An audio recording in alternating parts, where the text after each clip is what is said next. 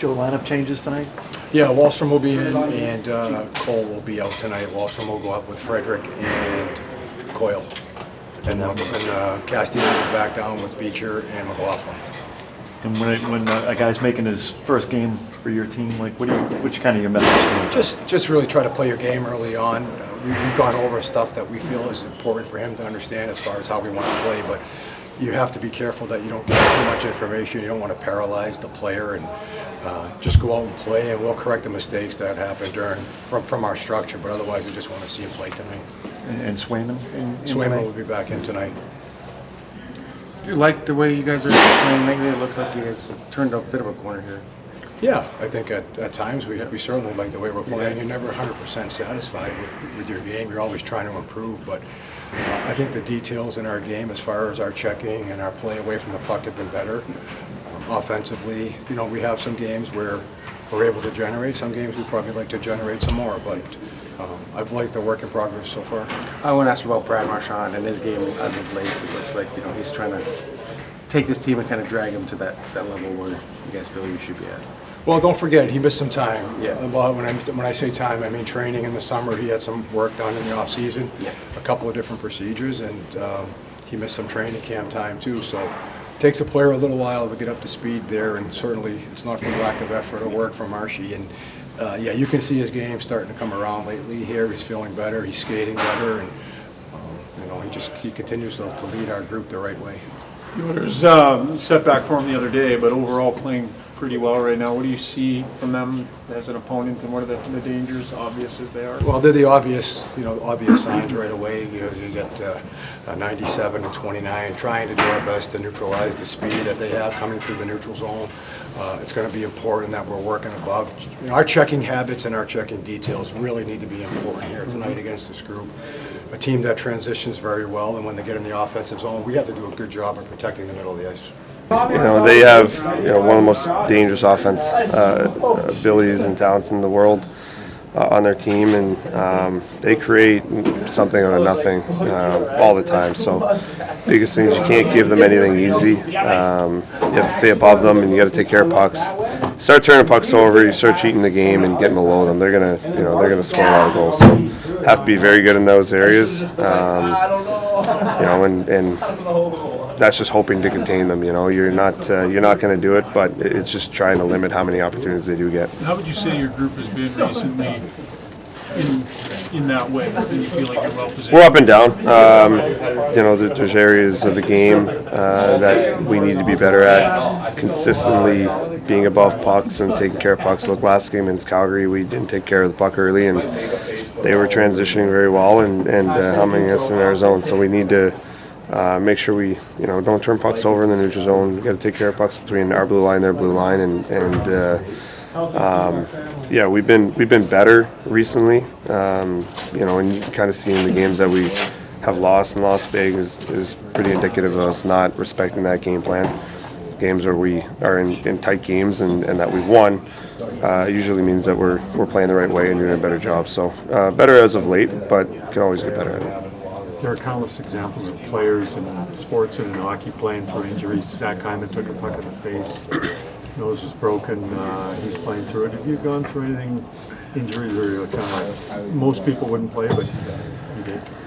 Yeah, I mean, hockey players, they want to play through anything. I think that's the thing that usually goes around the league is that you get a lot of pride, and teams take a lot of pride in playing through injuries, and you have to. I mean, you're rarely healthy in a season of hockey. And it gives the team a big boost, when guys are playing through injuries like that and willing to put their body on the line. Those are big moments for a group. They bring you together. That shows a lot of respect between teammates and things you build off of. But that's just always kind of been the way it is. Guys want to play through injuries for each other, and usually it happens because of guys before you. I know when I came in and seeing guys like Bergie and Rex played through a kidney stone one day, and Bergie played with a punctured hole in his lung, and you see the same thing. He had surgery in his jaw, and so when you see guys play through things like, you break a bone or you get a cut or you pull a muscle, like you don't feel good sitting out for things like that, so you just don't. And you play through it, and you want to be out there battling with the guys, and that just bleeds through the lineup. And that's always how it's been here. Is when guys hurt, you battle through it, and you pick each other up. And that's the same thing, obviously, over there. They've obviously had a really good run.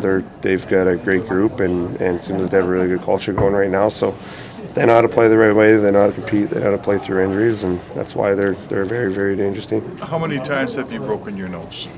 I think 5. That's why it looks so pretty. Yeah, it looked great. What, when you're out there playing with a freshly broken nose, are you wearing a bubble, hard to breathe? What's it like? Hardest thing is your breathing. And toughest time is sometimes it just, you can. It blocks your breathing for a long time until you have surgery to fix it. But honestly, those are some of the easiest injuries to play through. Facial injuries are not a big deal to play through. You put a bubble on, you put a cage on, you play through it. It's the lower body stuff that is difficult. Back injuries, hip injuries, knee injuries, stuff like that. That's where it gets hard because it affects your skating. With cuts, whatever, broken bones in the face, stuff like that. It doesn't affect your skating, which is where the game's played nowadays. So obviously it hurts initially, and when you can't breathe, that affects you. But when you can't skate, or you're on one leg, or your back's sore and you can't move, that's where it really affects your game. How excited are you to get this started? Very excited. It's a dream to play for the Bruins, and it was nice to get to know these guys. Getting here, so I'm super excited for sure. Because this is the first time you've changed teams and you're going to play your first game, do you have to tailor your game in any way? I don't necessarily think so. I think for sure just to keep things simple early on, because I'm going to be pretty amped up and playing with some pretty skilled players and some new guys. So I think keep the first couple games simple, and then when I do that, things will open up for sure.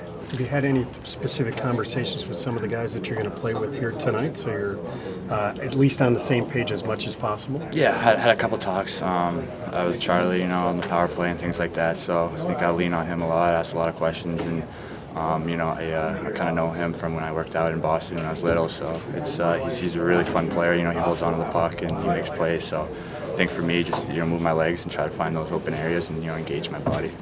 What's your process for kind of amping down when you're amped up, but then you got to get to that game? Yeah, I think game it's level? all just keep things simple. I think when I engage my body and my legs are going, I think everything opens up. My offensive abilities open up, my shot opens up. So I think that's just the only two things that I need to focus on.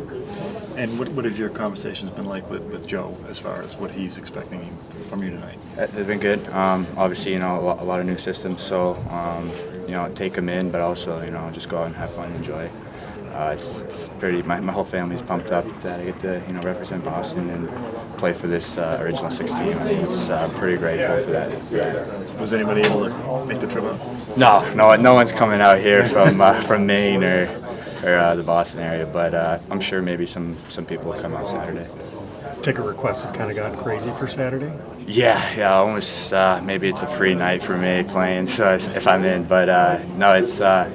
My sister's there, so that's the most important thing that's special for me is my sister. We've been close ever since we were little, so we'll see what happens Saturday. I know you're just kind of swooping into this, but for the Bruins team in general, this is the last game of a 5-game trip. You're playing against the Oilers. What sort of a character test is this contest tonight? Yeah, it's the last game of road trips. They're always just get to your identity as quick as possible. Just play a simple game. I think obviously I haven't been here quite enough to know everything, but just the way the guys are and how they are, I think tonight could be a good game. What's your sister's name? Alexandra. Yeah, she lives in Charlestown, so she's pumped up. Yeah. Thank you. Awesome.